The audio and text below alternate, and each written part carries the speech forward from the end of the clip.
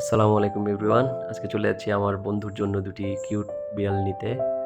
আমরা যে ভাইয়ের কাছ থেকে বিড়াল নেবো তার বাসায় পৌঁছে গেছি। যেয়ে দেখছি বিড়ালের বাচ্চাগুলো খেলাধুলা করছিল, খাওয়া-দাওয়া করছিল। পরবর্তীতে আমরা ওগুলো হাতে নিয়ে দেখলাম। আসলে ওগুলো অনেক সুন্দর ছিল, অড আইজের ছিল।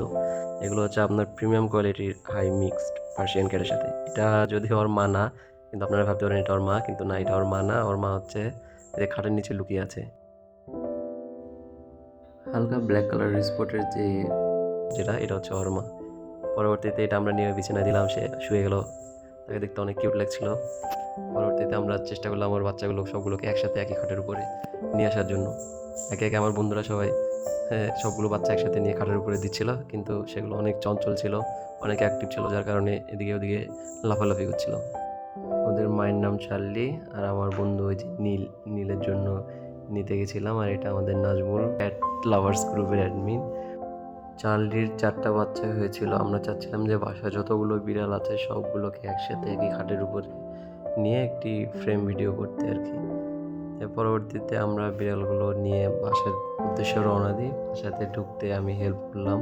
ফার্স্টে আমার বন্ধু বিড়ালগুলো ব্যাগে করে নিয়ে আসলো, তারপরে আমি তার লিটার, ক্যাট ফুড এগুলো নিয়ে চলে আসলাম। আমি নিজেও লিটার কখনো সেট করে নিয়ে আমি বন্ধুকে হেল্প করছিলাম লিটারগুলো সেট করে দেওয়ার জন্য। বন্ধুও নতুন, একদম বিড়াল সম্পর্কে কিছুই জানে না, সেও দেখছিল আর ভিডিও করছিল। আপনাদের জন্য ভিডিও করলাম, আপনারা একটু দেখেন কীভাবে লিটার সেট করতে হয়। কিছুই করতে হয় না, বক্সগুলো পাশাপাশি রাখতে হয়, ঢাকনাগুলো সেট করতে হয়, লিটারের ব্যাগ কাটতে হয়, ব্যাগ কাটার পরে ওর ভিতরে লিটারগুলো ঢেলে দিতে হয়, এটাই কাহিনী। লিটার বক্সের সাথে বেঁচে রাখার মতো সুবিধা দেওয়া আছে। এখন সময় চলে এসছে বিড়ালগুলোকে কেয়ারফুলের সাথে নিয়ে এসে আমাদের লিটার বক্স আছে, লিটার বক্সের উপরে রেখে দেওয়ার যাতে লিটার বক্সগুলো তারা চিনে, তারা লিটার বক্সের সাথে অ্যাডজাস্ট হয়। আর এই রুমটাতে থাকবে অরিও এবং স্মোকি, তাদের নাম পরবর্তীতে ঠিক করা হয়েছিল। তারা ভয়তে লুকিয়ে আছে। পরবর্তীতে নীল সাহেব আমাদের প্যাকেটটা উদ্বোধন করলো কেটে। প্রথমে খাবার একটু কমে দিল, খাবারগুলো নিয়ে আমরা স্মোকি আর অরিওর ওখানে গেলাম। যে দেখি তারা তো ভয়ে পর্দার নিচে লুকিয়ে আছে। পরবর্তীতে আমরা দূর থেকে ভিডিও করলাম, তারা আস্তে একটু ডাকাডাকি করছিল। আস্তে আস্তে তাদের ভয় কেটে গেলে তারা লিটার বক্সে উঠে দেখছিল যে সব ঠিকঠাক আছে নাকি।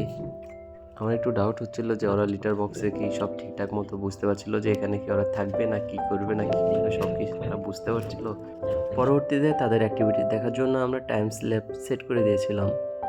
যাই হোক, আজকের ভিডিও এই পর্যন্ত। পরবর্তীতে আপডেট দেওয়া হবে। ভিডিওটি দেখার জন্য আপনাকে ধন্যবাদ।